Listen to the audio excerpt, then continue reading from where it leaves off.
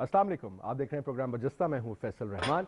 नाज़रीन, आज के प्रोग्राम में भी आज बड़ा एक इंटरेस्टिंग मौजू भी है और जो शख्सियत हमारे साथ तशरीफ़ रखती हैं वो भी I think one of the most educated I would say politicians इन पाकिस्तान। बड़ा इंटरेस्टिंग उनका शुरू से विजन भी था, शौक भी था, पढ़ाई भी उन्होंने इस हवाले से की एंड ऑन टॉप उनको जिम्मेदारी भी उसी हवाले से दी गई। जैसा कि कहा जाता है कि जी दुनिया में बड़े बड़े मसाइल हैं इस वक्त, उसमें एक बहुत बड़ा मसला जो है वो क्लाइमेट चेंज का है, ग्लोबल वार्मिंग का है या क्लाइमेट क्राइसिस का है, आप उसको इस तरीके से भी देख सकते हैं। और कहा जाता है कि पाकिस्तान उन चंद ममालिक में शामिल है जो सबसे ज़्यादा इफेक्ट होंगे इसकी वजह से। आप देखिए हिमालयस पिघल रहे हैं, सतह समंदर बुलंद हो रही है, मानसून का पैटर्न चेंज हो गया है खास करके इस खित्ते में, और जहाँ कभी बारिश नहीं होती थी अब देखते हैं जनाब के 60-60 70-70 mm बारिश एक दिन में हो जाती है, कभी ड्राउट आ जाता है। तो ये सारे वो मसाइल हैं जो पाकिस्तान जिससे गुजरेगा। अब इसकी कितनी तैयारी हमने की हुई, क्योंकि अगर आप बात करते हैं फूड सिक्योरिटी की, आप बात करते हैं वाटर सिक्योरिटी की, सब लिंक्ड हैं एनवायरनमेंट के हवाले से। क्रॉप्स किस किस्म के लगेंगे, फ्यूचर में शायद जो चीज़ें आज उगती हैं और 20-30 साल के बाद नए किस्म के हम क्रॉप्स उगा रहे हो, तो बड़े सारी इसमें चीज़ें हैं।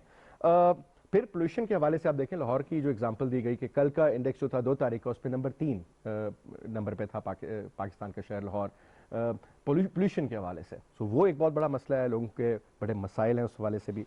ग्रीन जो कॉन्सेप्ट है, going green, green growth, this concept ये कहाँ तक पाकिस्तान में, हमें तो लगता है कि कोई अंग्रेज़ों का कॉन्सेप्ट है और शायद फर्स्ट वर्ल्ड कंट्रीज़ के लिए, लेकिन ऐसा नहीं है। मैं बात कर रहा हूँ जनाब वज़ीर आज़म के मामले खुसूसी बराए मौसमियाती तब्दीली जनाब मलिक अमीन असलम साहब की तरफ इम्तियाज़, बहुत बहुत शुक्रिया सर फॉर योर टाइम। आपकी लेटेस्ट जो मैंने जब गूगल किया तो सबसे इंपॉर्टेंट जो पहली खबर निकली वो थी आपकी हाथी के हवाले से। न्यूज़ सेट के जो कावान था इस्लामाबाद में, मलिक साहब ये फरमाइएगा कि ये एक हाथी पूरे कैपिटल में था, एक ही जू था, और हर बच्चे की ख्वाहिश होती है हाथी देखने के। हाथी is the first E for elephant हमें सिखाया जाता है। बच्चे रोए भी, मेरे अपने बेटे कहते कि क्या, मैंने कहा बस it's history, 35 years of imprisonment, he is gone back, he is not mentally well and we should all thank to the famous singer Cher. Sir आप समझते हैं कि ये जो कुछ हुआ ये नहीं होना चाहिए था ना, हम इसको रख सकते थे? क्या इंप्रेशन हमने दुनिया को दिया? देखें, कावान 35 साल जब यहाँ पे आया तो वो तकरीबन 2 साल का था और it was a gift from the Sri Lankan president, और उसके बाद ये 35 साल यहाँ पे रहा है और बड़े खुशियों के साल इसने गुजारे भी हैं और बड़ी खुशियाँ इसने बांटी भी हैं हमारे बच्चों में, और खुसूसन इस्लामाबाद के बच्चे ख़ास देखने जाते थे इस हाथी को। और बड़े साल ये एक फ़ीमेल एलिफेंट थी। जब ये शुरू में आया तो उस वक्त भी इसका ये इशू था कि अकेला हाथी हो तो उसको इश्यूज़ हो जाते हैं, because it's a herd mentality element, और इसको आदत होती है अपने ग्रुप में देखने की, और mentally it's a natural thing कि वो और हाथियों को देखे। तो वो उसमें जब ये आया उसके बाद एक फ़ीमेल एलिफेंट मंगाई गई स्पेशली इसलिए। 2014 के अंदर वो फीमेल एलिफेंट जो थी शी डाइड, सहेली उसका नाम था, और ये दोनों बहुत खुश रहते थे, बड़े लोग इन्जॉय करते थे इनको। 14 के बाद से इसको इशूज़ होना शुरू हो गए, और ये mental issues and that has to do with the mentality of the elephant. ये कोई इस्लामाबाद जू स्पेसिफिक इशू नहीं है। और इस वक्त सर इस्लामाबाद जू स्पेसिफिक इशू क्यों नहीं है? क्योंकि पूरी दुनिया में सर जूज हैं, पूरी दुनिया में रखे जाते हैं, नायाब बच्चे होते हैं, सिस्टम होता है, पूरी उनकी रिप्रोडक्शन का एक सिस्टम होता है, उनको देखा जाता है। यहाँ पे हमें खबरें ये मिली कि शेर को मुर्गी का, मरी हुई मुर्गियों का गोश्त खिलाया गया यहाँ पे, लिटरली सर ये रिपोर्ट्स थी। और बाद में उसके साथ क्या हुआ, जो लायन था वो भी आपके सामने है। एक अच्छी जगह, इसको अगर हुकूमत चला नहीं सकती प्राइवेटाइज कर दें। मैं तो कहता हूँ जी मलिक रियासत का मैं इसलिए नाम लूंगा कि उनके जो जूज हैं उनके जानवर भी अच्छे सेहतमंद हैं, बाकायदगी से उनके इंजेक्शन भी लगते हैं। यहाँ पे करप्शन की वजह से we all have to go through ये बात आपकी ठीक है कि जब ये जू हमारे पास आया तो उस वक्त इसका टोटली मिसमैनेज था, और ये इस हाथी के गन्ने तक चोरी हो रहे थे, और वो गन्नों पता नहीं कहाँ जाते थे। शेर का गोश्त भी तो चोरी हो रहा था। शेर का जो गोश्त था वो चोरी हो जाता था यहाँ पे। तो it was a totally mismanaged affair, और उसके बाद हाई कोर्ट ने इसका नोटिस लिया। और ये जो जू का कॉन्सेप्ट है ना, ये सारा गलत है अब, क्योंकि अब ये जूज दुनिया में ख़त्म हो रहे हैं, जो कि केज जूज हैं। कि ये कॉलोनियल कॉन्सेप्ट है कि आप एग्जॉटिक एनिमल जो कि आपके मुल्क के ना हो उनको ले आएँ, जो उनकी हैबिटाट भी ये ना हो, मतलब बर्फानी चीते ले आएँ साइबेरिया से और ला के उनको लाहौर की गर्मी में रख दें और उनको छोटे से केज के अंदर बंद कर दें और जाके उनको देखें रोज़ जाके। तो ये कॉन्सेप्ट अब ख़त्म हो गया। अब कॉन्सेप्ट ये है कि आप ओपन इनक्लोजर जूज हों, सफारी जू जिस तरह आपने बात की वो हों, जिधर एनिमल्स भी खुले फिर रहे हैं और खुश फिर रहे हैं, और आप भी उनको उस खुशी के अंदर जाके देख सकें।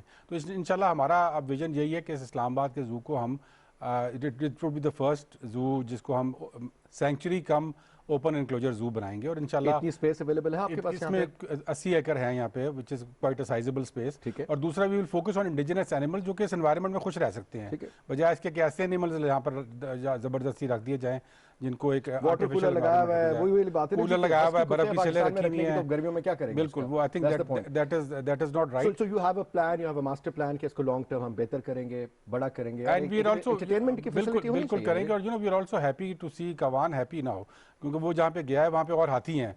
और आपने देखा होता है पहले दिन जो तस्वीर आई मेरे लिए, तो you know it was priceless कि वो गया और पहले दिन ही उसने एक फीमेल हाथी थी उसके साथ वो सूंड में लाई और you know across the barrier, वो you know you could see that it's a animal which is now in the right place. So you know I think that was something which is gratifying for us. ठीक हो गया जनाब।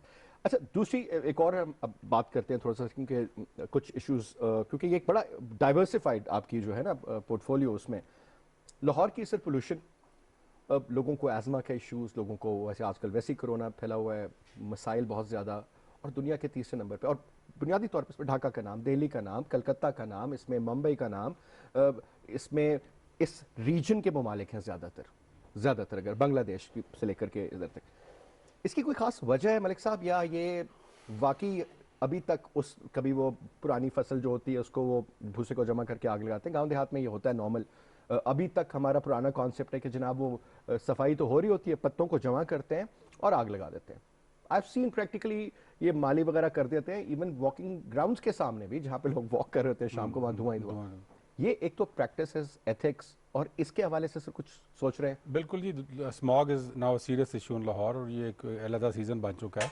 वजह इसकी ये कि again disasters development, आपने जो डेवलपमेंट का मॉडल अपनाया लाहौर शहर के लिए वो टोटली डिजास्टर था। एक आपने लाहौर के green cover, Lahore was known as मुगलों के ज़माने में known as the city of gardens, Shalimar मतलब it was known as the city of gardens जब पूरे इंडिया पाकिस्तान कटा था। लेकिन किया कि आपने कि 10 साल के अंदर आपने लाहौर की 70% ग्रीन कवर जो है उसको उड़ा दिया डेवलपमेंट के नाम के ऊपर। उसके बाद गाड़ियों की वहाँ पर तादाद इतनी ज़्यादा हो गई है आपके, और वो एक टोटली मिसमैनेज्ड अफेयर था। और हमने सोचा कि हम जिस तरह आदमी जब मोटा हो रहा था तो बेल्ट खोलते जाओ तो वो फैलता जाता है, तो ये तो इसका तरीका नहीं था। आपको शहर भी इस तरह फैला है, शहर भी इसी तरह फैला है। उसने जो एग्रीकल्चरल जोन थी वो सारों को उनको खाना शुरू कर दिया। ऊपर हमने हाइट पे रिस्ट्रिक्शन लगाई हुई थी कि आपने ऊपर नहीं जाना, तो एक्सपेंडिंग लाइक दिस। मतलब दुनिया में शहर जो है वो वर्टिकल जाते हैं, हमने कहा जी हमने हॉरिजॉन्टल एक्सपेंशन करनी है और एग्रीकल्चर लैंड को खाना है। तो ये सारी गलत डायरेक्शंस थी। अब इसको आप कहें कि जी आप एक दिन में आके ऑफ ऑन स्विच नहीं है ये कि जिसको आप ठीक कर सकते हैं। Smog is a serious issue, उसकी हमने अपोर्शनमेंट स्टडी कराई कि ये कहाँ से आ रही है स्मॉग। उसमें सबसे बड़ा culprit is transport, 40% of the smog is coming from transport. उसके क्या आगे वजूहत थी कि क्यों ट्रांसपोर्ट से आ रही है। Traffic management is one issue कि जगह जगह जहाँ पे क्रॉग होती है ट्रैफिक वहाँ धुआं निकल रहा है, गाड़ी स्टार्ट है। दूसरा इशू उसमें यह था कि हम यूरो 2 फ्यूल के ऊपर थे। यूरो 2 फ्यूल वो है जो कि 1992 में दुनिया का स्टैंडर्ड था, अब यूरो 5 के ऊपर, यूरो 6 के ऊपर दुनिया आ चुकी है। हम अभी 19 मतलब 30 साल पुराने स्टैंडर्ड के ऊपर हम 2020 की गाड़ी को चला रहे हैं। लेड कंटेंट सब कुछ फर्क है। तो इस गवर्नमेंट ने एक बहुत बोल्ड फैसला किया और प्राइम मिनिस्टर साहब ने लाहौर में जाके अनाउंस किया था ये फैसला कि हम यूरो 2 से यूरो 5 पे जाएंगे, और वो हमने कर दिया है। अब इस वक्त जो आपको फ्यूल मिल रहा है 70% जो इम्पोर्ट होता है फ्यूल, इट्स ऑल यूरो 5, और इंशाल्लाह जनवरी से वो यूरो 6 पे चला जाएगा। तो ये एक इशू था, हमने रिजॉल्व किया। दूसरा हमने कहा कि हम लीप फ्रॉग करें ट्रांसपोर्ट की टेक्नोलॉजी में इलेक्ट्रिक व्हीकल्स की तरफ। उसकी पॉलिसी जो है वो अब आ चुकी है। रिक्शास की जो ऑलमोस्ट प्रोडक्शन स्टार्ट हो गई है लाहौर में, इंशाल्लाह वो जल्द रोड पे होंगे। मोटरसाइकिल्स ईवी रोड पे होंगे, और गाड़ियों की जो पॉलिसी है वो इंशाल्लाह नेक्स्ट वीक या अगले 15 दिन में अप्रूव हो जाएगी। So that is another shift जो हमारा। उसमें आप किस किस्म के एडवांटेजेस दे रहे हैं those who are interested in buying electric cars? अभी वो क्योंकि ईसीसी में जाना है इसलिए आई कांट डाइवर्ज कि वो क्या एग्जैक्टली एडवांटेजेस हैं, लेकिन they are definitely going to be major tax breaks EV की गाड़ियों के लिए। और ज़्यादा हमारा फोकस ये है कि हम मेड इन पाकिस्तान करें। ईवी में देखें हम कंबस्शन इंजन के अंदर हम बहुत पीछे रह गए।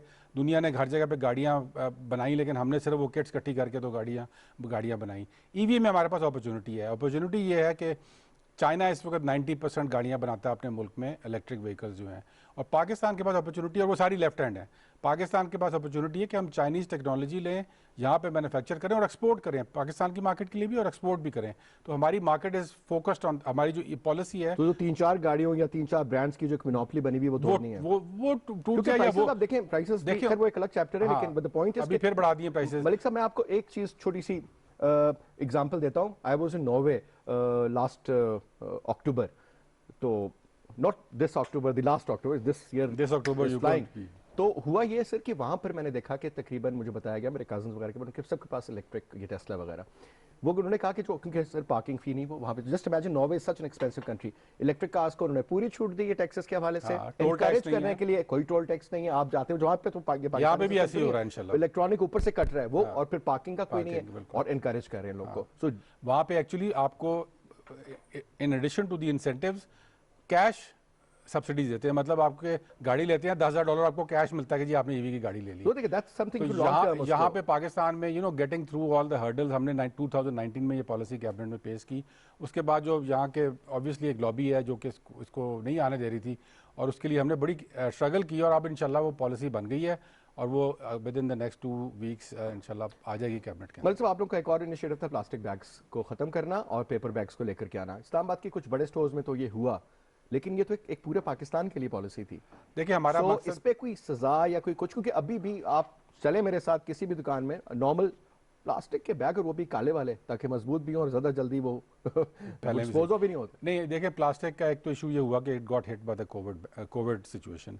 दुनिया में ये हुआ है कि प्लास्टिक की रीसर्जेंस हुई है। वजह ये है कि plastic is a single use item, वो आपने इस्तेमाल किया फेंक दिया, और वो कोविड की वजह से ना वो एक दुनिया में प्लास्टिक की रीसर्जेंस हुई है। पाकिस्तान भी उसकी वजह से हुआ, और हमारी ये जो ड्राइव थी बहुत अच्छी जा रही थी। इस्लामाबाद में तकरीबन 70-80% उसकी सक्सेस हो चुकी थी, वो फिर थोड़ी सी डाउन चली गई, लेकिन हम उसको दोबारा करेंगे। उसका लॉ बड़ा ज़बरदस्त हमने बनाया है, जिसके अंदर मैन्युफैक्चरर के ऊपर, यूज़र के ऊपर और सेलर के ऊपर, तीनों के ऊपर पेनल्टीज़ हैं, लेकिन हमने अभी तक इन्फोर्स पेनल्टीज नहीं की थी, क्योंकि हम चाह रहे थे कि बिहेवियर चेंज के जरिए लोगों को एहसास हो और उनको अवेयरनेस कैंपेन्स चला के हम बताएं। और बहुत अच्छा रिस्पांस था इस्लामाबाद में, और बहुत अच्छा रिस्पांस था प्रोविंसेस में, क्योंकि प्रोविंसेस का हम आफ्टर 18 अमेंडमेंट जाके लॉ वहाँ नहीं बना सकते इस चीज़ के ऊपर, उनका काम है लॉ बनाना। लेकिन केपी में लॉ बन गया आफ्टर दिस, पंजाब का लॉ जो है वो कैबिनेट के पास बंद तो गया सर, सिंध में बन गया। इम्प्लीमेंटेशन जब जिस तरह ही वो स्टार्ट हुई, और हमारे जो इस्लामाबाद वाली it got very good response. अभी भी कई स्टोर्स में आपको प्लास्टिक नहीं मिलता, आपको दूसरा बैग मिलता है, लेकिन वो it got hit by the Covid thing. अब उसको हम उसको दोबारा उसकी एक लेकर आएंगे इंशाल्लाह। आज से वो लॉ हमारे पास अब लीगल मौजूद है। 1980s में, लेट 70s में, as a kid I have seen के वो बैटमैन ये जब भी मुलाजिम जाता था तो वो अपना बैग लेके जाते थे, और वो एक बड़ा अच्छा कॉन्सेप्ट था। देखिए जी, हम तो मैं लोगों को ये कहता हूँ कि हमारी शायद वो जनरेशन थी जिसने दूसरा बगैर प्लास्टिक की ज़िंदगी देखी हुई है। अगर हम इस जनरेशन को मिस करके चले जाए तो अगली जो जनरेशन है वो तो समझती है कि प्लास्टिक के बगैर जिंदगी है ही नहीं, क्योंकि हर चीज छोटी से छोटी चीज नहीं, वो आपको एक लिफाफा पकड़ा देगा। This was the time to intervene, discouraged. और लेकिन इसके ऊपर भी आप चाहते हैं कि थोड़ा काम करने की जरूरत है। जी बिल्कुल, इसको हम री-इन्फोर्स करेंगे। उसी लॉ हमारे पास बना हुआ है, उसकी सिर्फ इन्फोर्समेंट हम भी कोविड की वजह से थोड़े से सॉफ्ट हुए थे, बिकॉज दुनिया में इसकी एक रिसर्जेंस हुई है, लेकिन वी विल इंशाल्लाह इन्फोर्स इट। आपका एक और कॉन्सेप्ट था जो अभी भी है, और आप उसके चेयरमैन भी हैं सिलसिले के, जो बिलियन फ्री सुनामी का है, और 1 अरब बहुत बड़ा नंबर है अगर आप देखा जाए तो। कहाँ तक पहुंचे, किन किन इलाकों को चूज किया गया, सही दरख्त सही जगह लग रहा है? क्योंकि कभी हम देखते हैं टीवी पर जी लोग उखाड़ रहे हैं, पता लगा जी पता नहीं क्या वजह है इसकी, सोशल मीडिया पे आ रहा है। हाँ, कई जगहों पे बताया जाता है कि जनाब वो सीधे बस दिखाने के लिए कि मलिक साहब ने जनाब उधर जाके देखना है, चेकआउट करना है सारा कुछ, तो वो जड़े तो नहीं देखेंगे, तो बस लगा दो जनाब, एक दरख्त तोड़ो और 50 लगा दो। ऐसा भी नहीं वाकया हुए, ऐसी इंसिडेंट्स हुए होंगे, लेकिन बिलियन ट्री का मैं आपको ये बताऊं कि बिलियन ट्री हमने स्टार्ट किया था केपी के अंदर। ये प्राइम मिनिस्टर इमरान खान साहब का विजन था कि हमने अगर क्लाइमेट चेंज जो कि बहुत ज़्यादा इस मुल्क को मुतासर कर रहा है, उसका अगर कोई चीज़ फाइट कर सकती है तो वो आपके ट्री प्लांटेशन है। और ये सिर्फ विजन खान साहब का नहीं था, ये इसकी रिसर्च हुई हुई है इस पर बड़ी, कि क्लाइमेट मिटिगेशन के लिए आपके पास सबसे बेहतरीन टूल कौन सा है। ऑक्सफोर्ड यूनिवर्सिटी की रिसर्च है, उसमें उन्होंने कहा है कि the easiest, cheapest and the most effective tool that you have against climate change is planting a tree. तो पाकिस्तान में हमारी डिफॉरेस्टेशन हो रही थी और हम गलत डायरेक्शन में जा रहे थे, हर साल हमारे दरख्त कम हो रहे थे। तो ये एक हमने ड्राइव स्टार्ट की 2014 के अंदर, उसको बिलियन ट्री का नाम दिया, और 2018 के अंदर वी कंप्लीटेड दिस प्रोजेक्ट। मैं इस प्रोजेक्ट के मतलब जो केपी में हुआ था हमारा, आपको 2-3 चीज़ें बताना चाहता हूँ। एक तो ये कि इसका जो बजट था वो स्टार्टेड विद PC1, क्योंकि मैं उस वक्त इन्वॉल्व था उसके साथ, ऑफ 22 बिलियन रुपीज़ के। 22 बिलियन में 1 बिलियन लगेंगे। जब ये ख़त्म हुआ तो वो 14 बिलियन के अंदर ख़त्म हुआ। पाकिस्तान का शायद वाहिद ADB का फंडेड प्रोजेक्ट है जो कि अंडर बजट ख़त्म हो गया। जो आजकल इस पे इल्ज़ामात लगाए जा रहे हैं ना, मैं इसलिए बताना चाह रहा हूँ कि अगर इसके अंदर से पैसा खाना होता तो वो तो बड़ा आसान था। 14 बिलियन और 22 बिलियन के दरमियान एक बहुत बड़ा क्वेश्चन था। नॉर्मली हमने सुना है कि जी 14 से 22 हो जाता है, 22 से 14 नहीं होता। यूजुअली 14 से 22 होता है, लेकिन ये 22 से 14 हुआ। दूसरा, ये वेंट ओवर टारगेट, हमने 1 अरब की बात की, 1 अरब 18 करोड़ पे जाके खत्म हुआ। तीसरा, इसकी हमने इंडिपेंडेंट मॉनिटरिंग, पहला एडीबी का प्रोजेक्ट था जो कि हमने इंटरनेशनल ऑर्गेनाइजेशन से इंडिपेंडेंटली करवाई। यहाँ पे गवर्नमेंट की जो फंडेड प्रोजेक्ट्स होते हैं, because I been a minister twice now, वो लोग नहीं चाहते कि कोई बाहर से आके इंडिपेंडेंट ऑडिट करे। फाइनेंशियल ऑडिट भी बड़ी मुश्किल से होती है। हमने परफॉर्मेंस ऑडिट कराई, विच मीन्स के जो आप बात कर रहे हैं कि हमने 50 दरख्त लगा दिए, कितने बचे, एंड ऑफ द डे कितने बचे दरख्त। और वो जो हमें डिपार्टमेंट नीचे से बता रहा है कि बन्नू में 10 दरख्त लग गए हैं या स्वाबी में 50 लग गए हैं, वो सच कह रहा है कि झूठ कह रहा है। इस चीज़ की ऑडिट करवाई। इसका पूरा आपका एक स्ट्रक्चर है? बिल्कुल, इसका स्ट्रक्चर है। इसकी 3 रिपोर्ट्स, WWF इंटरनेशनल ऑर्गेनाइजेशन है, उन्होंने इसकी 3 ऑडिट्स किए और इसको ट्रिपल स्टार दिया इस प्रोजेक्ट को तीनों के अंदर। तो this was the first project जिसने ये काम भी किया। फिर ये प्रोजेक्ट था जिसने बॉन्ड चैलेंज इंटरनेशनल, एक वॉलंटरी टारगेट था, उसके अंदर जाके अपने आप को खुद पेश किया कि जी हम टारगेट लगाना चाहते हैं अपने ऊपर कि हम 3 लाख हेक्टेयर एरिया को रिस्टोर करेंगे फॉरेस्ट के। उन्होंने कहा जी आप तो प्रोविंस हैं, ये तो नेशनल लेवल पर, नेशनल में हमारी अपोजिशन थी तो नेशनल करती है। हमने कहा नहीं जी हम करना चाहते हैं। तो we became the first province जिसने जाके वहाँ पर ये अपने आप को रजिस्टर करा। फिर बिकेम द फर्स्ट एंटिटी जिसने उस चैलेंज को अचीव किया। अब मैं आपको ये बताना चाहता हूँ कि जो इस गवर्नमेंट ने किया वो ये किया कि 10 बिलियन ट्री का प्रोजेक्ट स्टार्ट किया based on the success of the billion tree model, क्योंकि कम्युनिटी बेस्ड सक्सेस थी कि कम्युनिटीज़ को आप इन्वॉल्व करें, लोगों को इंगेज करें, ग्रीन जॉब्स दें, तब ये दरख्त बचेंगे। तो उसके अंदर हमने जो 10 बिलियन ट्री का किया, इसमें सारे प्रोविंसेस इन्वॉल्व, सारे प्रोविंसेस ने अपने अपने प्लान्स दिए। मॉडल इसका ये है कि 50% फंडिंग गवर्नमेंट फेडरल देती है, 50 प्रोविंस देता है। प्लान वो बनाते हैं, हम उसको साथ उनके बैठ के बनाते हैं और उसके बाद इम्प्लीमेंटेशन उनके फॉरेस्ट डिपार्टमेंट ने करनी, मॉनिटर हमने करना है। और अगेन मॉनिटरिंग के लिए हमने 3 इंटरनेशनल ऑर्गेनाइजेशन इंडिपेंडेंट, उसमें WWF, IUCN और FAO, तीनों क्रेडिबल ऑर्गेनाइजेशंस का कंसोर्शियम बनाया जो कि इसकी मॉनिटरिंग कर रहा है। तो इंशाल्लाह ये it will be not only a flagship but also a model for the world. Already दुनिया में इसकी बहुत ज़्यादा ट्रैक्शन है, बिकॉज खान साहब इसकी बात करते हैं, बाहर से वर्ल्ड इकोनॉमिक फोरम के बंदे 3 बार यहाँ पर आके इसके 5 वीडियोज़ उन्होंने अपने वेबसाइट पे लगाई हैं इस प्रोजेक्ट की। वैसे तो नहीं लगाई, उन्होंने देखा है ग्राउंड पे क्या एक्टिविटी हुई है। लॉन्ग टर्म कंटिन्यू रहना चाहिए, ये रहना चाहिए। और क्योंकि इसमें सबसे बड़ा प्रॉब्लम ये रहा है जी, माजी में आप देखें ना, कश्मीर जब 1947 का कश्मीर और आज के कश्मीर में 40 से 4% जंगलात हो गए ऐसे ही, ठीक है जी। फिर इसी तरीके से आप देखें कि आपकी जो टिम्बर माफिया ने किया आपके नॉर्दर्न एरियाज़ में और दीगर इलाकों में, वो तो जुल्म की हद तक कटाई हुई। तो आई थिंक उन माफियाज के ऊपर भी हाथ डाल के चंद एक एग्जांपल सेट करनी चाहिए कि बस। मैं अभी आपको परसों की बात बताता हूँ। हम गए हुए थे GB की जो होस्ट सकेगा उसके ऊपर, तो वहाँ पे प्राइम मिनिस्टर साहब को पता लगा कि दयामीर के एरिया में इसी तरह ट्री कटिंग हुई। अभी नहीं हुई, वो हुई है कोई 1.5-2 साल पहले, लेकिन लकड़ी वहाँ पे पड़ी हुई है। अब वहाँ पे हमने 2 बड़े स्ट्रॉन्ग फैसले किए प्राइम मिनिस्टर साहब ने। एक, उन्होंने वहाँ पर यह कहा कि ये फॉरेस्ट डिपार्टमेंट और फॉरेस्ट गार्ड बेचारे उन माफियाज के खिलाफ नहीं खड़े हो सकते, दे आर आर्म्ड माफियाज। तो उन्होंने FC की 4 प्लेटून्स को इस चीज़ के ऊपर लगाया, आर्म्ड प्लेटून्स को, कि वो आप फॉरेस्ट डिपार्टमेंट के बाजू बनेंगे to confront this mafias. Secondly, वहाँ पे एक प्रोसेस था कि जी दरख्त काट दो, उसके बाद 2-3 साल बाद एक एमनेस्टी स्कीम आ जाएगी कि जी अब तो पड़ा हुआ है जी दरख्त कटा हुआ होना, इन्होंने बस इसको जिसको ब्लैक को वाइट करते हैं जी, इसको ब्लैक को वाइट कर दें। वो लॉ पास हुआ है GB में पहली बार के एमनेस्टी स्कीम्स ख़त्म, अब कोई बंदा एमनेस्टी स्कीम नहीं दे सकेगा इसके बाद। वो दरख्त वहाँ पे अगर किसी ने काट दिया उसको जला देंगे, लेकिन उसमें एमनेस्टी स्कीम नहीं देंगे हम। तो ये दोनों बड़े डिस्करेज करने के लिए, टिम्बर माफिया को ही डिस्करेज करने के लिए हैं। ठीक हो गया। अच्छा, अब एक और, क्योंकि हम क्लाइमेट चेंज की बात कर रहे हैं, सी लेवल्स जो राइज हुए, और ख़ास करके पाकिस्तान को हमने इंट्रोडक्शन में बात कर रहे थे कि Pakistan is one of the most vulnerable countries as far as global warming और क्लाइमेट चेंज या क्लाइमेट क्राइसिस जो आप इसको कहते हैं, उस हवाले से एक हमारे मैंग्रोव्स के साथ जो हो रहा है ये बड़ा एक इम्पॉर्टेंट इशूज़ है, क्योंकि इस हवाले से भी इम्पॉर्टेंट इशू है कि पानी अब अंदर आएगा शहरों में, और आपको मालूम ही है कि जिस किस्म के हालात हैं, खुदा न खास्ता कोई अर्थक्वेक, कोई सुनामी, कोई कुछ, मतलब खैर सुनामी तो is a different chapter, but what I am saying is कि बड़ी वनरेबिलिटी ज़्यादा होगी। मदीन वगैरह के इलाके में आप देखें कितना ज़्यादा हो रहा है, और बाकी भी हमारा डेल्टा किस तरह से जा रहा है। मैंग्रोव्स के हवाले से क्या? मैंग्रोव्स देखिए हमारे इस 10 बिलियन ट्री प्रोजेक्ट के अंदर वो शामिल हैं, एंड आई एम ग्लैड कि सिंध गवर्नमेंट भी इसमें हालांकि अपोजिशन में है, लेकिन this is not a divisive issue. हमने इसको रखा हुआ है, इसके अंदर उनको भी शामिल किया हुआ है। 50% हम फाइनेंसिंग करते हैं, 50% वो करते हैं।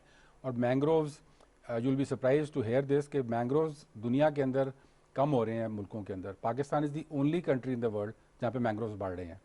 एरिया अंडर मैंग्रोव्स बढ़ रहा है, और वो ऐसे नहीं बढ़ रहा, उसको एक प्रॉपर प्लानिंग के तहत बढ़ाया जा रहा है। और 10 बिलियन ट्री के अंदर भी जो हमारा इस वक्त पहले फेज़ का टारगेट है वो 3.5 बिलियन ट्रीज़ का है टिल 2023। उसमें तकरीबन 1 बिलियन कोस्टल एरिया के जी ऊपर। जी, उसमें 1 बिलियन जो है वो मैंग्रोव्स, 70% उसके मैंग्रोव्स हैं। और मैंग्रोव की मैसिव प्लांटेशंस की जा रही हैं। और ये बहुत बड़ा इशू है क्योंकि इसमें आपकी आप जिस तरह आप सही कह रहे हैं, सी वाटर इंट्रूजन भी हो रही है, और जो इंडस डेल्टा है वो बहुत ज़्यादा मुतासर हुआ है इसकी वजह से। और फिर मैंग्रोव्स आपके सुनामी जब कोई वेव्स बढ़ती हैं तो उसके खिलाफ बैरियर सबसे बड़ा मैंग्रोव होता है आपका।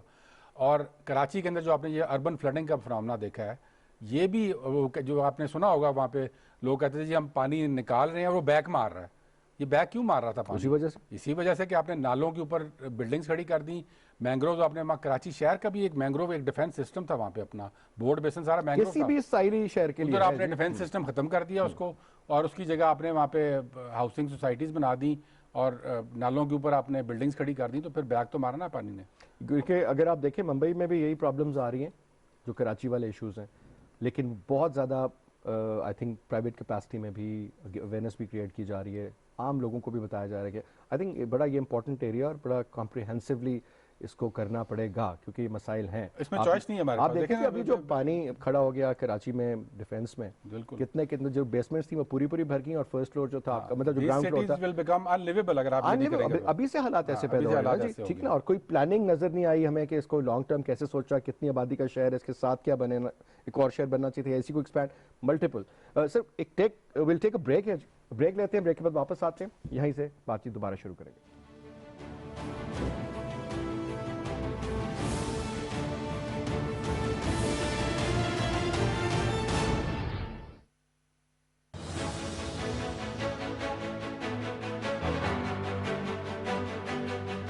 कौमी वहदत का तर्जुमान पाकिस्तान टेलीविजन, मालूमात तक रसाई का एक मुस्तनद और मोतबर नाम। बदलती दुनिया में हर खबर सच नहीं।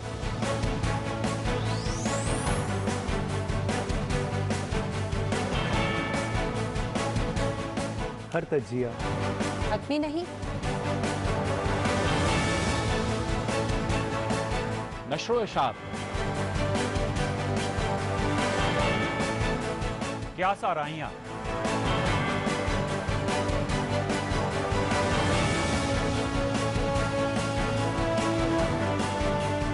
कल भी और आज भी।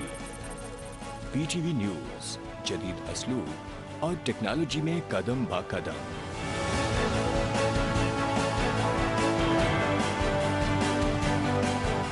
और जज्बात अंगेजी से दूर। एक मुतवाजिन बयानिया, एक मुतब्बिर अंदाज। कल भी और आज भी।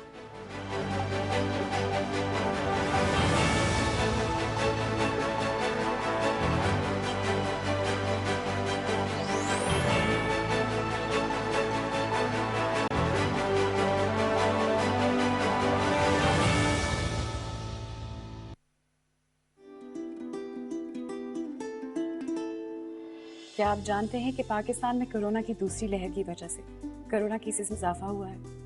इसीलिए अब हमें पहले से भी ज्यादा एहतियात करनी है। रश वाली जगहों पर सबको नो मास्क नो सर्विस के असूल पर सख्ती से अमल करना होगा। जिन जिन शहरों में एहतियाती तदाबीर के लिए हिदायत जारी की हैं, हमें चाहिए कि हम सोशल डिस्टेंसिंग रखें, अपने हाथों को सैनिटाइज करें। शादी हॉल्स के बजाय अपनी तकरीबात खुले ग्राउंड्स में करें। आइए हम सब मिलकर हुकूमत पाकिस्तान की जारी की गई हिदायत पर अमल करें और कोरोना को शिकस्त दें। अब एहतियात और भी ज्यादा। अब एहतियात और भी ज्यादा। अब एहतियात और भी ज्यादा। अब एहतियात और भी ज्यादा।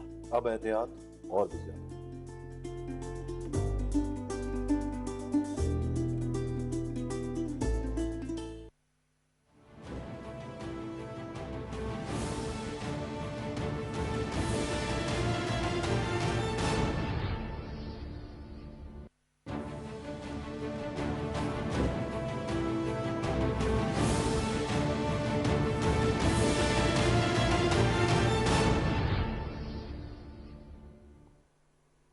Welcome back.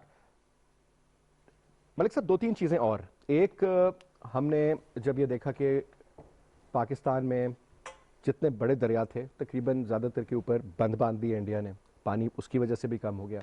अभी आप बाई रोड लाहौर की तरफ ट्रैवल करते हैं तो आपको हार्डली दरिया तो लगता ही नहीं कि वो दरिया है, ऐसे लगता है बस कहीं पानी और कहीं नहीं, और कहीं थोड़ा बहुत पानी चल रहा है। ग्लेशियर्स आपके मेल्ट हो रहे हैं, इधर से समुंदर जो है वो ऊपर की तरफ आ रहा है, दरिया आपके तकरीबन सूख गए हैं। दो चीज़ें इंपॉर्टेंट आती हैं, वाटर सिक्योरिटी और आपकी फूड सिक्योरिटी। और ये पाकिस्तान को हमेशा हम कहते हैं ज़रई मुल्क है, दो के जीडीपी में अब 21% रह गया ज़राअत का इनपुट। लेकिन हैविंग सेड दैट, लोगों की जिस तरीके के रोज़गार लगे हुए इसके हवाले से, जिस तरीके से मौसम तब्दील हो रहा है, मानसून जो अपने पैटर्न चेंज कर रहा है, और कहीं ज़्यादा बारिश कहीं कम कहीं ड्राउट, ये फ्यूचर की सब नॉर्मल चीज़ें होंगी।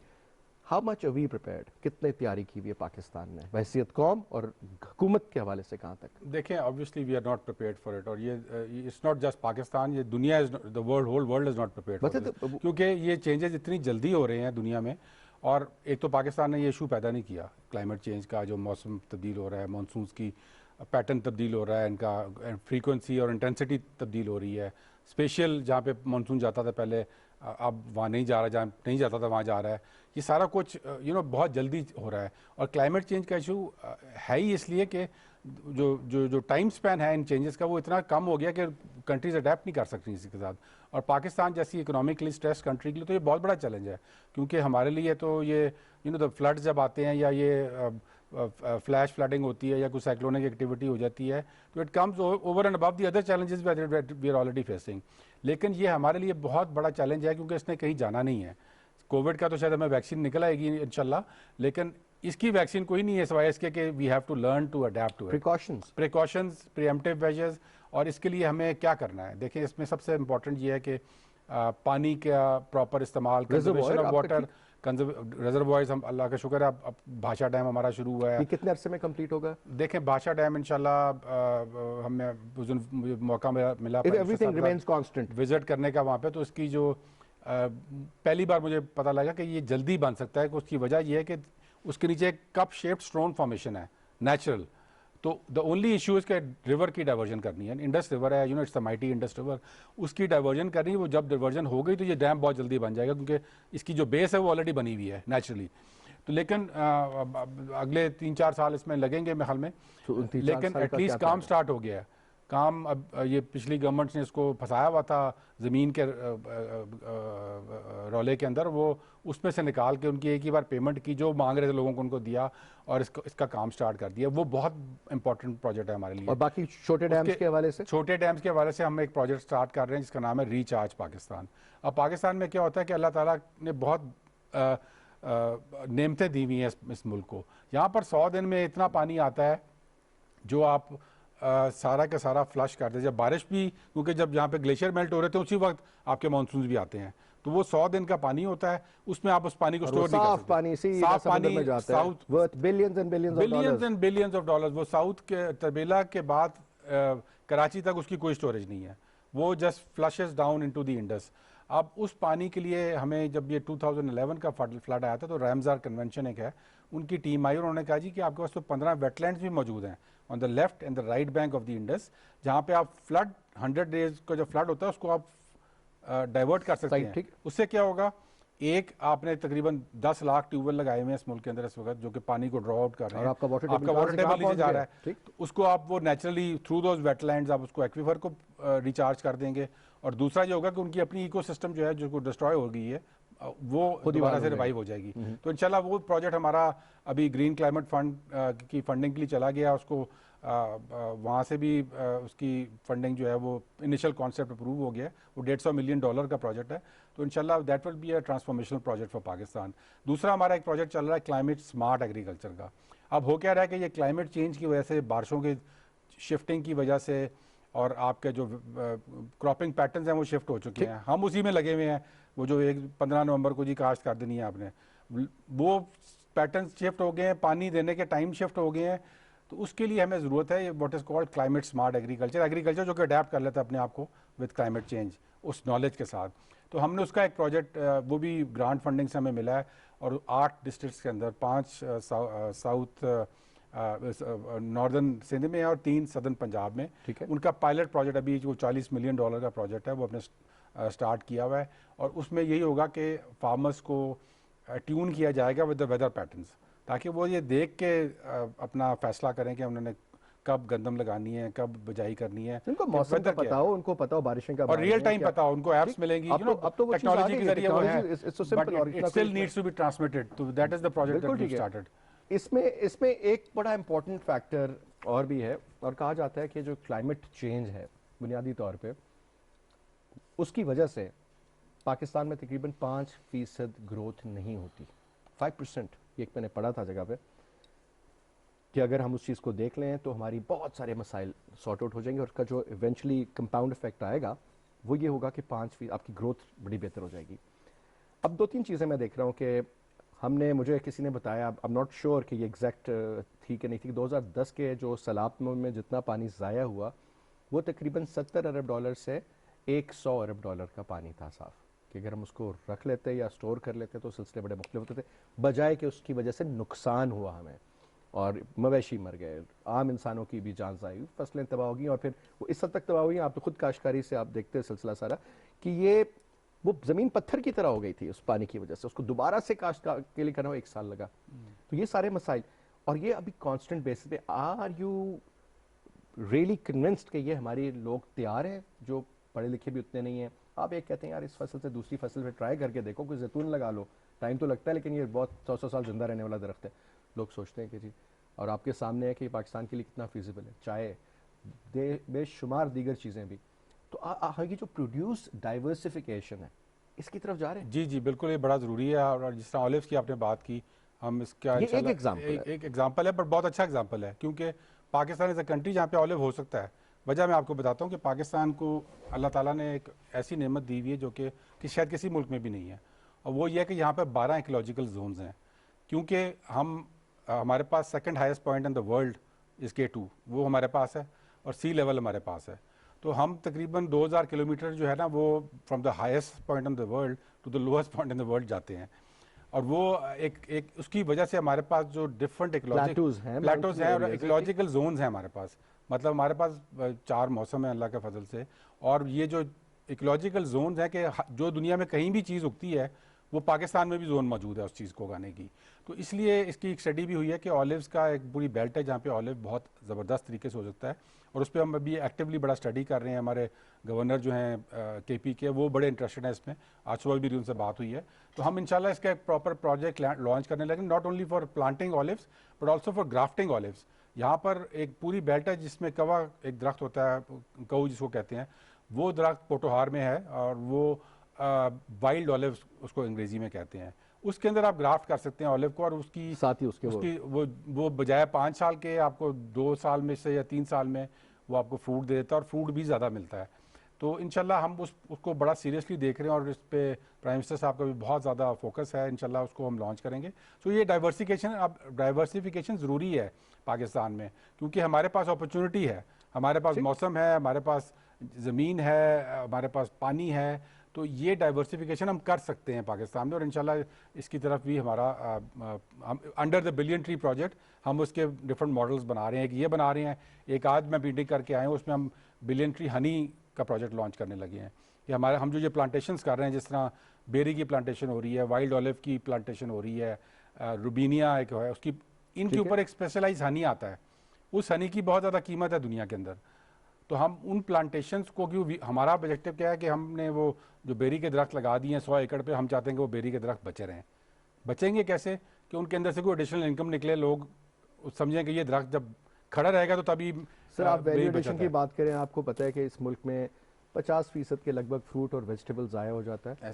ट्रांसपोर्टेशन नहीं है, कोल्ड चेन नहीं है, ट्रैक्टर ट्रॉली में ला रहा है तो सोचें वो हिल हिल के उनका जूस ही निकल जाएगा।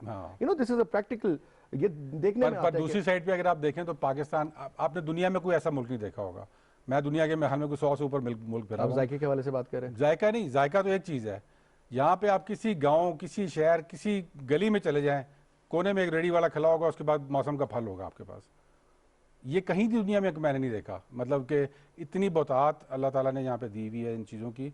और हम तो कई बार थोड़ा सा हमें ना हमारा कई बार वो आप जो बात कर रहे हैं कि क्राइसिस ऑफ वो प्लेंटी के हम शिकार हो जाते हैं कि हमारे पास इतना आ जाता है कि उसको हम संभाल नहीं सकते, और वो गलत, उसको हम गलत, बिकॉज हमारे पास वो चेन्स मौजूद नहीं है टू प्रॉपरली प्रोसेस इट और properly market it. Inventory control system होना चाहिए, आपको पता होना चाहिए कितना पैदा हो रहा है, किस कीमत पे होगा। प्राइम मिनिस्टर ने उस दिन, मैंने खुद सुना उनको कहते हुए कि मुझे शायद गलत इन्फॉर्मेशन दी गई कि इतना गंदम है और इतनी नहीं, और इतना फर्क था, क्योंकि ये मसाइल तो हैं और ये आज की बात नहीं है, एक साल पहले भी हमारी देखें, ये तो यहाँ पे माफियाज हैं। और जो मैं आपको साफ बताऊं, जो हमने देखा है 2 साल की कैबिनेट में, कि आप अल्लाह के शुक्र से हमारा एक प्राइम मिनिस्टर अल्लाह ताला ने इस मुल्क को दिया है जिसका कोई सेल्फ इंटरेस्ट नहीं है इन गेम्स के अंदर।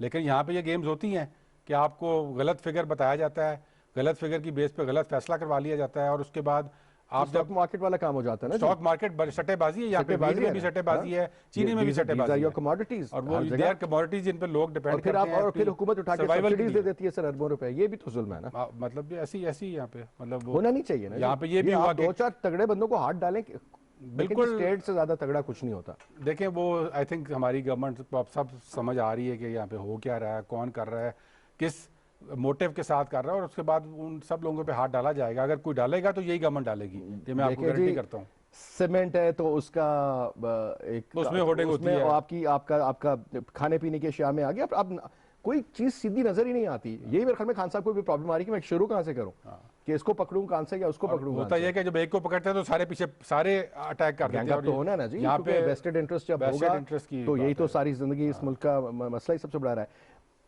अब एक और चीज, जब भी हम बात करते हैं, अभी बिजली की बात करते हैं, पैदा होने वाली है, और या चीन के साथ कोल, दुनिया सर गोइंग ग्रीन के चक्कर में, हम इधर गोइंग ब्लैक के चक्कर में क्यों? नहीं, हम भी इंशाल्लाह गोइंग ग्रीन के चक्कर में। जब हो सकता है सर, कोई पता नहीं कि ये अभी फ्रांस का जो हो रहा था ये summit regarding the environment and climate change, Paris वाला, ये कह जी कि आज के बाद, क्योंकि बहुत सारे मुल्क मुझे मालूम है कि वो कहते हैं जी आज के, क्योंकि कोई मुल्क कहते हैं जी 2030 में सारी इलेक्ट्रिक गाड़ियां ले आएंगे, कोई और मुल्क कहता है जी 2025 में हम फलाना काम कर देंगे, वो कहते हैं जी 2025 तक अब कोयले का इस्तेमाल बंद कर दें, और हम उस वक्त तक तैयार हो गए। We were on a disaster trend, और डिजास्टर ट्रेंड क्या था कि हमने कोयले के प्रोजेक्ट लगाने शुरू किए हुए थे अंडर सीपैक, और वो प्रोजेक्ट वो थे जो कि इम्पोर्टेड कोल के ऊपर थे। या तो ठीक है ना, आप अपना कोयला निकाल रहे हैं, उसको आप बर्न कर रहे हैं, आप कोयला मंगा रहे हैं इंडोनेशिया से, प्रोजेक्ट लगा रहे हैं आप साहिवाल के प्राइम एग्रीकल्चर जोन के अंदर। मेरे ख्याल में इससे बड़ी क्रिमिनल एक्टिविटी कोई नहीं हो सकती थी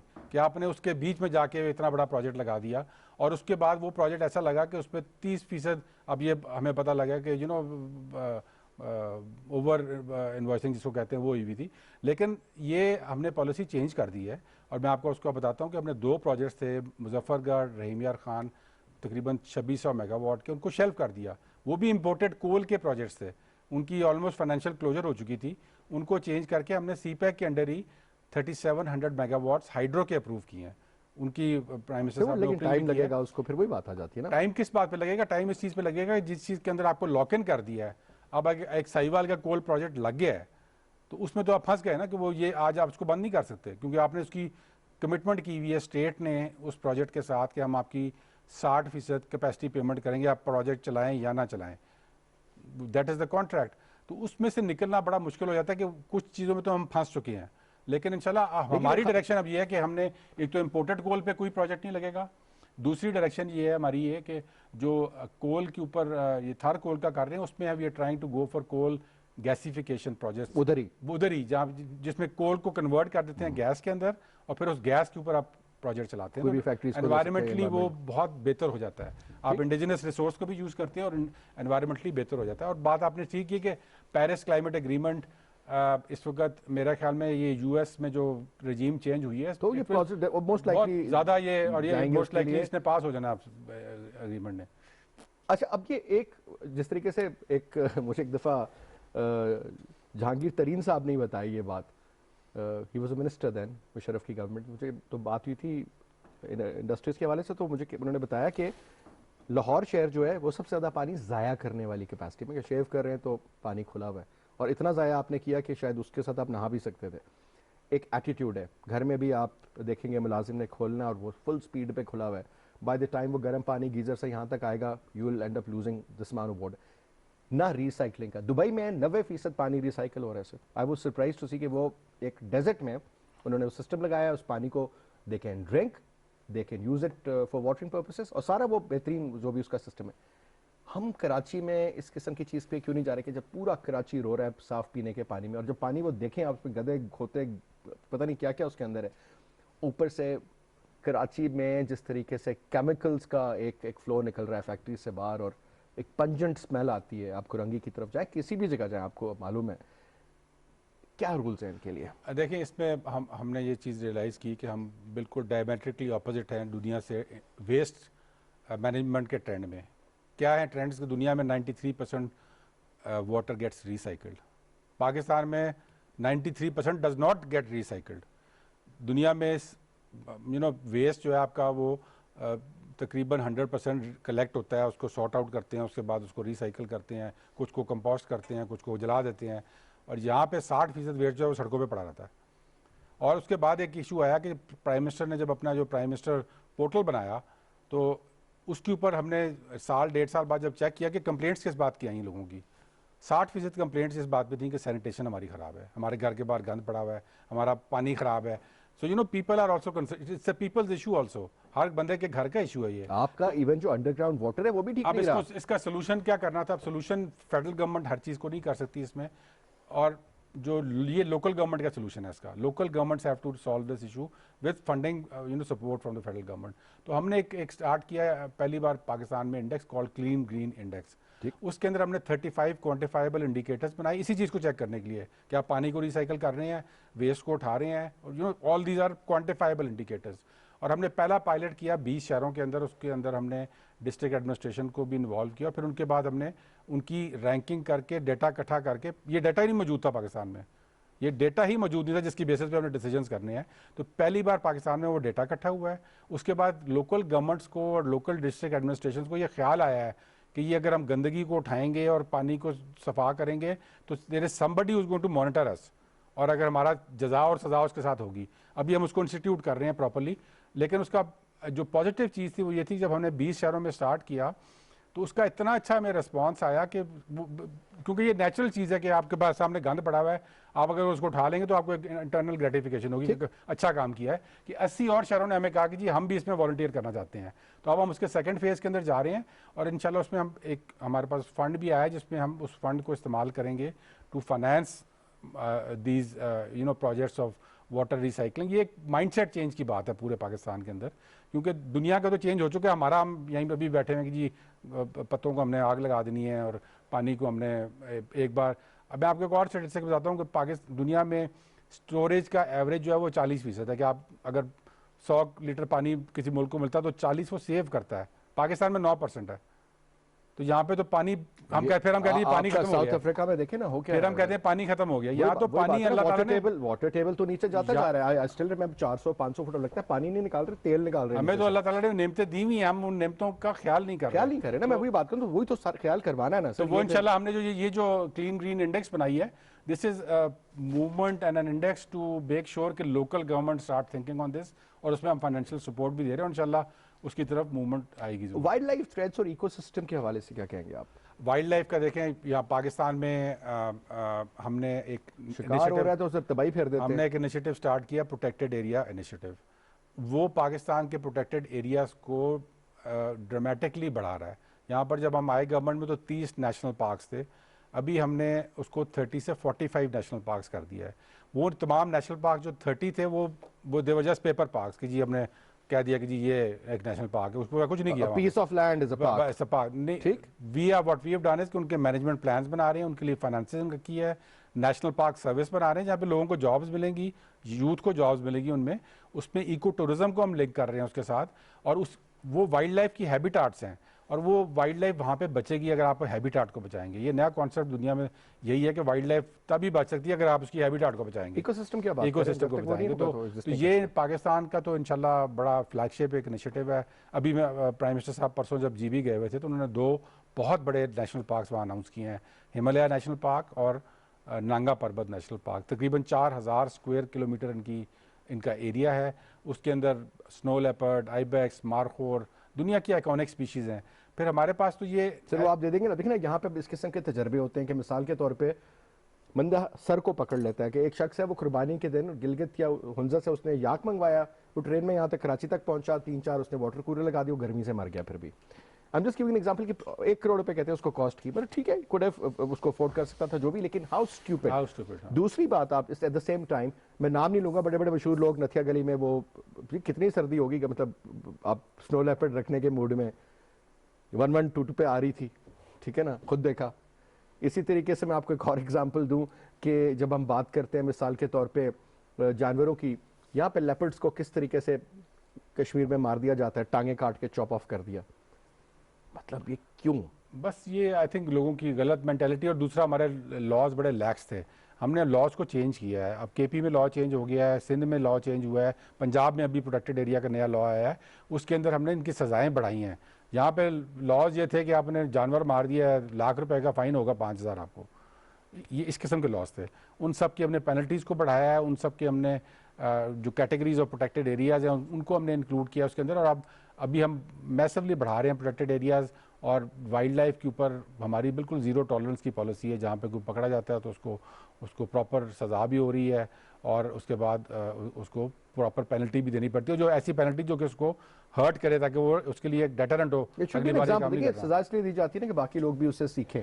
अब दूसरा हमने तो सजा होती नहीं है, और अगर हो रही है दूसरा हमने एक कंजर्वेशन के हवाले से, जो हम पाकिस्तान का एक बहुत मशहूर प्रोजेक्ट हुआ जो कि ग्लोबली इस्टेब्लिश हुआ, वो trophy hunting, conservation trophy hunting का है, कि हमने नॉर्दर्न एरियाज़ के अंदर अपने जो ये आइकॉनिक एनिमल्स हैं, मारखोर है, आइबेक्स है, इसकी हमने ट्रॉफी हंटिंग करानी शुरू कराई, और उसका 80% प्रोसीजर वो हमने कम्युनिटी को देना शुरू किया, कि जो भी उसकी ऑक्शन होती है और 80% उसको ब्रीड करें, उसको ब्रीड करते हैं और प्रोटेक्ट करते हैं। बेसिकली उसकी प्रोटेक्शन हो तो ऑटोमेटिकली ब्रीडिंग होती है, और प्रोटेक्ट कौन करेगा? वो लोग जो उस एरिया में रहते हैं, लोकल लोग रहते हैं। तो ये बहुत बड़ी सक्सेस स्टोरी है। वहाँ पे मार्कोर्स की जो है नंबर्स वो बढ़ गए हैं, आइबेक्स के बढ़ गए हैं, ब्लू शीप के बढ़े हैं नॉर्दर्न, इसी वजह से कि वहाँ पे उस हैबिटाट को through this control trophy hunting programme वहाँ पर बढ़ाया गया। तो ये एक सक्सेस स्टोरी भी है पाकिस्तान। आई थिंक जी, जितना करीब आप नेचर से होंगे सिलसिले उतने ही आपके लिए बेहतर भी होंगे।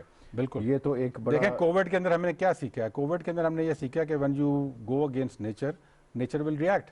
हमने क्या किया कि हम एनिमल्स के हैबिटाट्स में चले गए, तो ये डिजीज़ तो एनिमल्स की डिजीज़ है Covid, it's not a human disease, not zoonotic disease है, वो उनकी डिजीज़ हमें लग गई।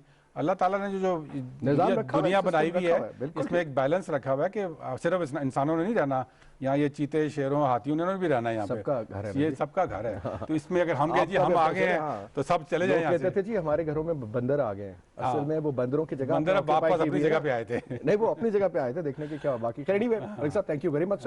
Wish we had more time और थोड़ी और बात भी करते, लेकिन once again was a pleasure having you. आज इसके साथ ही हमारा आज का प्रोग्राम अपने इख्तिताम को पहुंचता है। अगले हफ्ते नए मेहमान के साथ फिर हाजिर होंगे, तब तक इजाजत दीजिए, खुदा हाफिज।